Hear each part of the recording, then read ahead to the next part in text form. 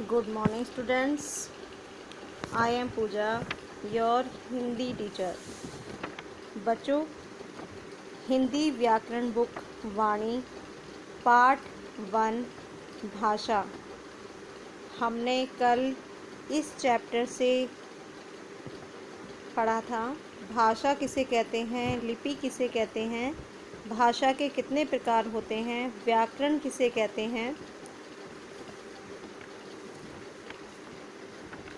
तो बच्चों, आपने इस चैप्टर के माध्यम से ये पढ़ा कल भाषा की उत्पत्ति और विकास, भाषा के कितने प्रकार होते हैं और भारत में कितनी भाषाएं हैं, लिपि, मातृभाषा, बोली और राष्ट्रभाषा, राजभाषा।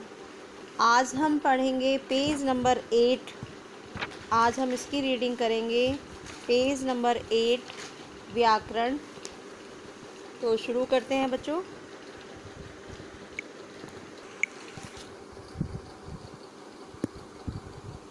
व्याकरण। बच्चों, चित्रों को देखिए और इनके नीचे लिखे हुए वाक्यों को पढ़िए। तितली फूलों में मंडरा रही है। तितली फूलों में मंडरा रही है। लड़की पौधा लगा रहा है। मोर जंगल में नाच रही है। तो बच्चों, जो हमारा पहला वाक्य है, तितली फूलों में मंडरा रहा है, ये गलत है। इसमें में शब्द का प्रयोग गलत है। तितली फूलों में, ये गलत है। इसके स्थान पर क्या आता? पर शब्द का प्रयोग होना चाहिए था। इसके आधार पर सही वाक्य होगा तितली फूलों पर मंडरा रही है। तो यहाँ आता आपका पर।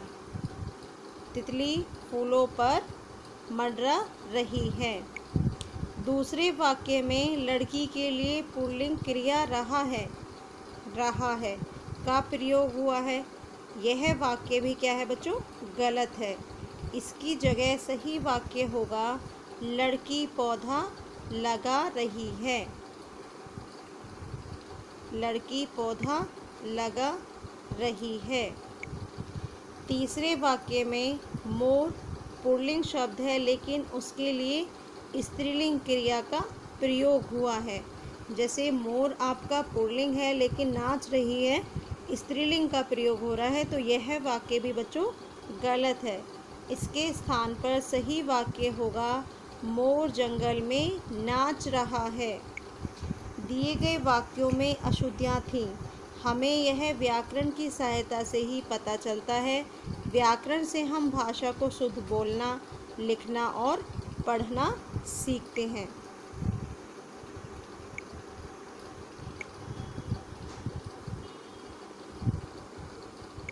याद रखो कि शब्दों व वाक्यों को सही प्रकार से लिखने या बोलने के बच्चों कुछ नियम होते हैं, जिससे हम इनके शुद्ध रूप को लिख या बोल सकते हैं। व्याकरण हमें इन्हीं नियमों के बारे में बताता है। तो संक्षेप में कहा जाए, यानी कि छोटे रूप में कहा जाए, तो हमारी इसकी डेफिनेशन, परिभाषा है कि व्याकरण वह साधन है जिससे हम भाषा को शुद्ध बोलना, लिखना और पढ़ना सीखते हैं। किससे बच्चों? व्याकरण से। व्याकरण के मुख्यतः 3 विभाग होते हैं: वर्ण विचार, शब्द विचार, वाक्य विचार। बच्चों, वर्ण विचार में क्या आता है हमारा? इसमें वर्णों और उनके उच्चारण के बारे में विचार किया जाता है। वर्णों और उनके उच्चारण के बारे में विचार किया जाता है। शब्द विचार में इसमें शब्दों की उत्पत्ति, उनके प्रकारों आदि पर विचार किया जाता है। फिर आता है हमारा थर्ड, वाक्य विचार। इसमें वाक्यों और उसके भेदों, रचना, विराम चिन्ह आदि के विषय में विचार किया जाता है। तो बच्चों, आपको एक उदाहरण दूँ। सबसे पहले आप क्या सीखते हो? वर्णमाला। जब आपको पूरी वर्णमाला आ जाती है, फिर आप उन्हीं वर्णों को जोड़कर शब्द बनाते हो, और शब्द बनाने के बाद जब आपको शब्द अच्छी तरह से आ जाते हैं लिखने, फिर आप उनसे वाक्य बनाना शुरू कर देते हो। ये भी एक हमारा छोटा सा रूप है समझने के लिए। तो बच्चों, ये हमारा था व्याकरण के व्याकरण से शुद्ध बोलना, लिखना और पढ़ना सीखते हैं। और व्याकरण के विभाग कितने होते हैं? 3।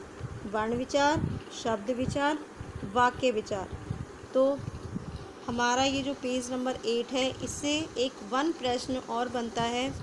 कल हमने 2 प्रश्न राइट करे थे।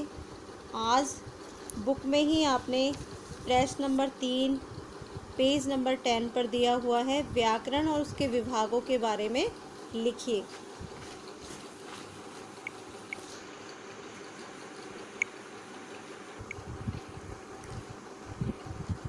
व्याकरण और उसके विभागों के बारे में लिखिए। तो बच्चों, जिन बच्चों ने बुक में ये करा हुआ है प्रश्न, तो वो दोबारा से राइट नहीं करेंगे, और जिन बच्चों का नहीं हुआ है वो बुक में राइट करेंगे अगर आपका बुक में आता है। अगर बुक में नहीं आता है तो आप एक 1 पेपर पेस्ट करेंगे और उसी पेपर पर प्रश्न और उत्तर लिखेंगे सुंदर हैंडराइटिंग में।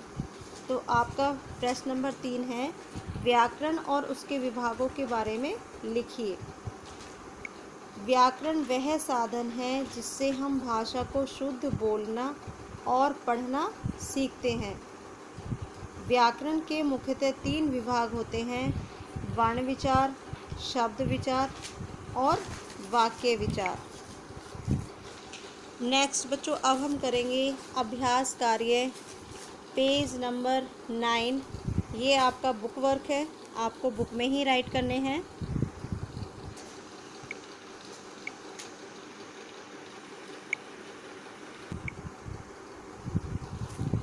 दिए गए वाक्य पढ़िए और सही गलत का चयन कीजिए।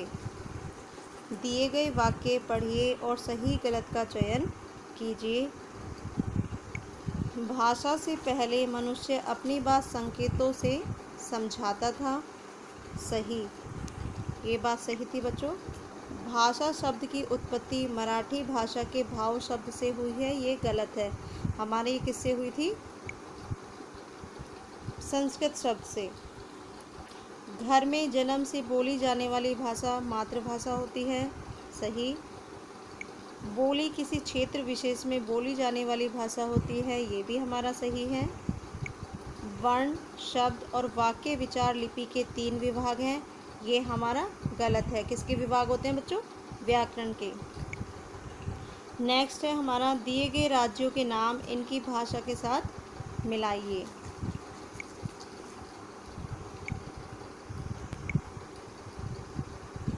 दिए गए राज्यों के नाम इनकी भाषा के साथ मिलाइए। जम्मू कश्मीर आएगा आपका कश्मीरी डोगरी। महाराष्ट्र मराठी। तमिलनाडु तमिल। केरल मलयालम। आंध्र प्रदेश तेलुगु। कर्नाटक कन्नड़।